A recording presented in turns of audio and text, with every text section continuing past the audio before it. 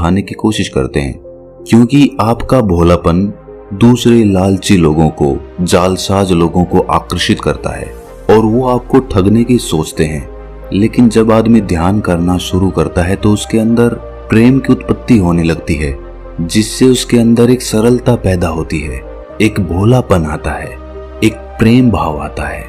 लेकिन हम तो संसार में रहते हैं और जब संसार के लोग हमारा ये भोलापन भांप लेते हैं तो वो हमारे नजदीक आने लगते हैं और नजदीक आकर हमें धोखा देकर हमारा फायदा उठाकर चले जाते हैं, जिससे हमारे दिल को बहुत गहरा आघात पहुंचता है।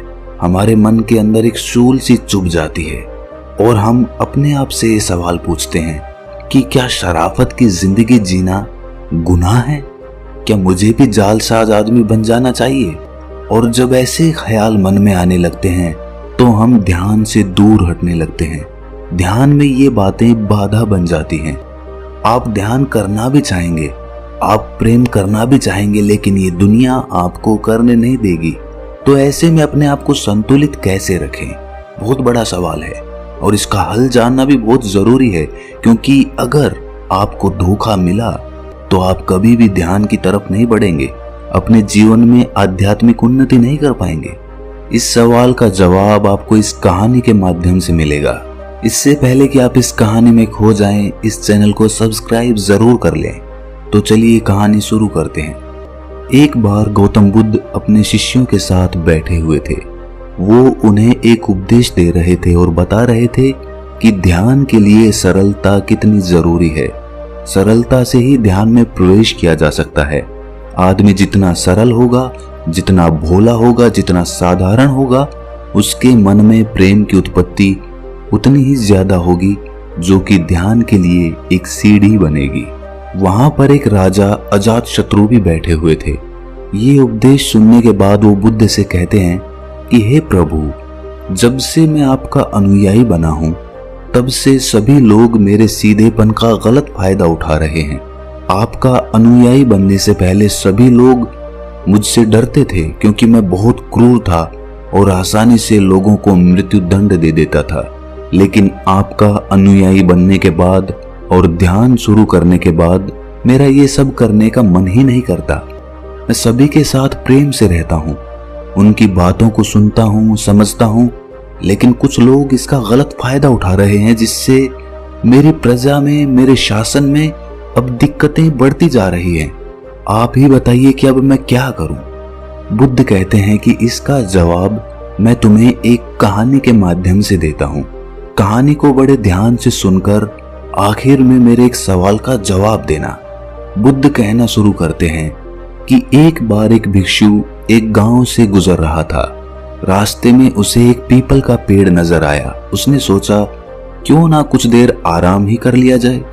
भिक्षु जैसे ही उस पेड़ की तरफ बढ़ने लगता है, कुछ लोग उन्हें रोक कर कहते हैं कि वहां मत जाना, वहां एक जहरीला सांप रहता है जो बहुत लोगों को डस चुका है। वो इतना खतरनाक है कि जो भी उसके सामने जाता है वो उसे ही मार देता है। भिक्षु मुस्कुराता है और कहता है कि एक दिन तो सबको मरना ही है। अगर मुझे आज मरना होगा तो उसे कोई नहीं रोक सकता। ये कहकर भिक्षु आगे बढ़ जाता है और पेड़ के नीचे जाकर बैठ जाता है।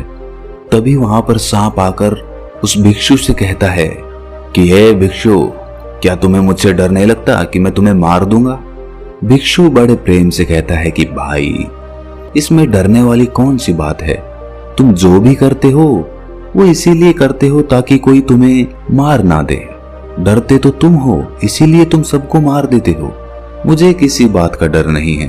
तुम दूसरों को डसते हो, मैं नहीं। मुझे मृत्यु से कोई भय नहीं है, ना ही जीवन की कोई लालसा। मुझे कोई नुकसान पहुंचा ही नहीं सकता, तो मैं तुमसे क्यों डरूंगा? ये सब सुनकर सांप हैरान हो जाता है। उसने आज तक ऐसे ही आदमी देखे थे जो उसको मारने की कोशिश करते थे, उससे डर कर भागते थे। पहली बार उसने किसी को देखा था जो उससे नहीं डरा। ये सब देखकर सांप उस भिक्षु के पैरों में गिर जाता है और कहता है कि हे प्रभु, मैंने आज तक जो कुछ भी किया है सिर्फ अपनी जान बचाने के लिए किया। यदि ये रूप धारण नहीं करता तो लोग मुझे मार देते। भिक्षु ने कहा कि तुम बिल्कुल सही कह रहे हो।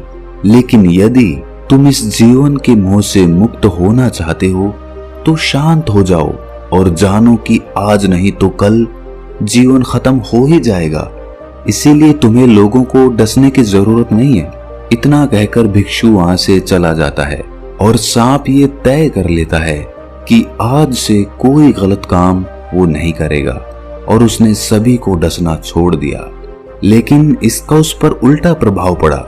जो लोग उससे डरकर भागते थे वही अब उसे मारने की कोशिश करने लगे, उसे चोट पहुंचाने लगे। सांप बहुत दुखी रहने लगा। लोग उसे तरह तरह की चोट पहुंचाते, कोई कोई तो उसे मारने के लिए उसके पीछे लकड़ी लेकर दौड़ता। वो अब लोगों को कोई नुकसान नहीं पहुंचाना चाहता था और सभी लोगों को प्रेम करने की कोशिश करता था, लेकिन लोग इसका गलत फायदा उठाते थे क्योंकि लोगों का जो उससे डर था वो खत्म हो गया था और अब लोग उस समय का बदला उससे ले रहे थे जब वो सांप उन्हें डराता था। ऐसे ही वर्षा ऋतु बीत गई। वर्षा ऋतु बीतने के बाद वही बौद्ध भिक्षु उस रास्ते से वापस जा रहा था। वो फिर से उसी वृक्ष के नीचे आराम करने के लिए बैठ गया। उस सांप ने उस भिक्षु को देखकर पहचान लिया और वहां पर पहुंच गया। भिक्षु ये देखकर हैरान हो जाता है कि पहले इस सांप की हालत कैसी थी और अब कैसी हो गई है। उस सांप ने भिक्षु को देखकर कहा कि जब से आपने मुझे समझाया मैंने दूसरों को नुकसान पहुंचाना बंद कर दिया, लेकिन लोग मेरे साथ इस तरह का व्यवहार करने लगे हैं, मुझे चोट पहुंचाने लगे हैं, मुझे जान से मारने पर उतारू हो गए हैं। अब आप ही बताएं कि मैं क्या करूं? मैं सही रास्ते पर चलकर सबसे प्रेम करूं या फिर मैं उसी तरह रहूं जैसे मैं था, सबको डसता रहूं ताकि लोग मुझे चोट ना पहुंचा सके? हे भिक्षु, मैं निश्चय नहीं कर पा रहा हूं कि जिस रास्ते पे मैं चल रहा हूं वो सही है या गलत है। अगर इस रास्ते पे मैं चलता हूं तो मैं तो जी भी नहीं पाऊंगा। आपके जाते ही ये लोग शायद मुझे मार ही डालें। आप ही बताएं कि मैं जीवित रहने के लिए दूसरों को क्यों ना डसूं? भिक्षु कहता है कि हे नागदेव, मैंने तुमसे ये नहीं कहा था कि तुम अपने स्वभाव को ही बदल दो।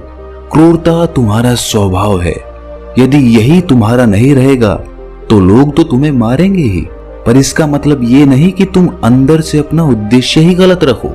आपको भीतर से अपने आप को सही रखना है और आपको बाहर से वही दिखाना है जो जरूरी है।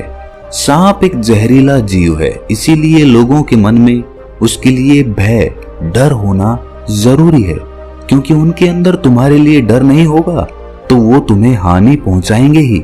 परंतु तुम्हें भीतर से खुद को सही रखना होगा। तुम्हें लोगों को नुकसान नहीं पहुंचाना है, बल्कि उनके अंदर अपना डर बनाना है।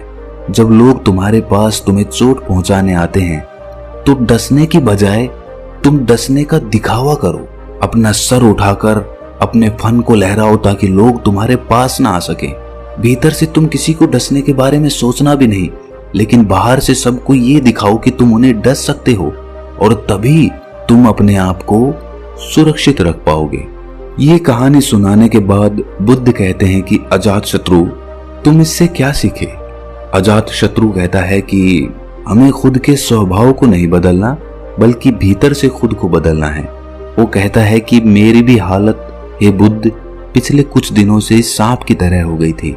मैं निश्चय ही नहीं कर पा रहा था कि मैं अपने राजपाट के कार्यभार को कैसे चलाऊं, क्योंकि राजपाट चलाने के लिए राजनीति भी जरूरी होती है, लोगों को दंड देना भी जरूरी होता है। उसके बिना तो राजपाट चल ही नहीं पाएगा। लेकिन दूसरी तरफ मैं आपके उपदेश सुनता था तो मुझे लगता था कि जब तक मैं प्रेमपूर्ण और सरल नहीं होऊंगा तब तक मैं ध्यान को उपलब्ध ही नहीं हो पाऊंगा, और इस असमंजस ने मेरी रातों की नींद उड़ा दी थी। लेकिन आपकी इस कहानी से मैं भली भांति समझ गया हूं कि मुझे ध्यान करते हुए, अपने अंदर सरलता लाते हुए, प्रेम लाते हुए अपने कर्तव्यों का निर्वाह करना है। लोगों को ये महसूस नहीं होने देना कि मैं सरल हो गया हूं और मैं किसी को कठोर दंड नहीं दे सकता। इन दोनों में जब सामंजस्य बैठेगा तभी मेरा जीवन भी अच्छा चल सकता है और तभी ये राजपाट भी चल सकता है। दोस्तों, भोलापन और सरलता अच्छी बात है, लेकिन तब तक जब आप सन्यासी जीवन जी रहे हों, जब आपको सांसारिक कर्तव्यों का निर्वाह ना करना पड़े। लेकिन जब आप संसार में रहते हो तो आपको सांसारिकता में घुलना ही होगा। आप अपने कर्तव्यों से मुंह नहीं मोड़ सकते। हमने बहुत से लोगों को देखा होगा जो ध्यान करने लगते हैं तो इतने सरल और इतने भोले हो जाते हैं कि उनके रिश्तेदार, उनके भाई बंधु ही उनका फायदा उठाने लग जाते हैं। इसी की वजह से उसे और उसके परिवार को बहुत पीड़ा सहनी पड़ती है। लेकिन संसार में रहते हुए सांसारिक कर्तव्यों का निर्वाह न करना, अपने परिवार की देखभाल न करना, ये भी तो पाप है। इसीलिए ये कहानी हमें बताती है कि हमें अंदर से बदलना है, हमारे स्वभाव को नहीं बदलना। आप अपने ध्यान को अंदर से गहरा करिए, अंदर से सरल बनिए, लेकिन बाहर से उस सरलता को दिखाने की जरूरत नहीं है। लोगों को ये जताने की जरूरत नहीं है कि मैं ध्यान कर रहा हूँ और ध्यान से मेरे अंदर ऐसा बदलाव आ रहा है। ये तो आपका अहंकार हो जाएगा, आपका घमंड हो जाएगा। आपको बाहर से अपना स्वभाव वैसा ही रखना है जैसा कि वो है, लेकिन होश और ध्यान और प्रेम अंदर से उपजाना है, अंदर से पैदा करना है, ताकि लोग आपका फायदा भी ना उठा पाएं और आप आध्यात्मिक उन्नति भी कर सकें। तो दोस्तों, कैसी लगी आपको ये कहानी कमेंट सेक्शन में जरूर बताएं, और अच्छी लगी तो इस चैनल को सब्सक्राइब जरूर कर लें। तो मिलते हैं अगली कहानी में, तब तक के लिए अपना ख्याल रखें।